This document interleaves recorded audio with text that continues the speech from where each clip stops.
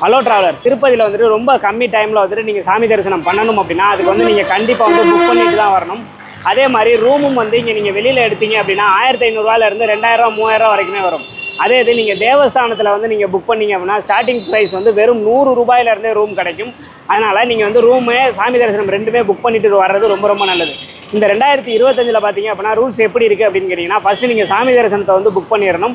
சாமி தரிசனம் புக் பண்ணால் மட்டும்தான் வந்து உங்களுக்கு ரூம்ஸே வந்து அவைலபிள் இருக்குது. ஸோ அதனால் நீங்கள் ஃபஸ்ட்டு வந்து சாமி தரிசனத்தை புக் பண்ணிடுங்க. அடுத்தது ரூம்ஸை புக் பண்ணுங்கள். ttdevastanam.ap.gov.in டிஸ்பிளேல தர்ற இந்த வெப்சைட்டுக்குள்ளே போங்க. இதுக்குள்ளே நீங்கள் போனீங்க அப்படின்னா வந்துட்டு நீங்கள் சாமி தரிசனத்துக்கும் ஸ்டார்டிங் ப்ரைஸ் 300 புக் பண்ணிடலாம். அதே மாதிரி நீங்கள் ரூமும் பார்த்தீங்க அப்படின்னா வெறும் 100 ரூபாயிலிருந்தே புக் பண்ணிட முடியும். இந்த வெப்சைட் மட்டும்தான் வந்து தேவஸ்தானத்தால் நடத்துகிற வெப்சைட்டு. ஸோ வேறு எந்த வெப்சைட்டுமே நம்பி நீங்கள் போய் புக் பண்ணி பணத்தை இழந்துடாதீங்க. இந்த வெப்சைட்டில் மட்டுமே போய் புக் பண்ணுங்கள். உள்ளார நீங்கள் போனீங்கன்னாவே ரொம்ப ஈஸியாக தான் இருக்கும் எல்லாமே. ஸோ இதை புக் பண்ணிவிட்டு நீங்கள் சாமி தரிசனத்துக்கு வந்தீங்க அப்படின்னா உங்களுக்கு ரூமும் ரொம்ப கம்மி ப்ரைஸில் கிடச்சிடும்.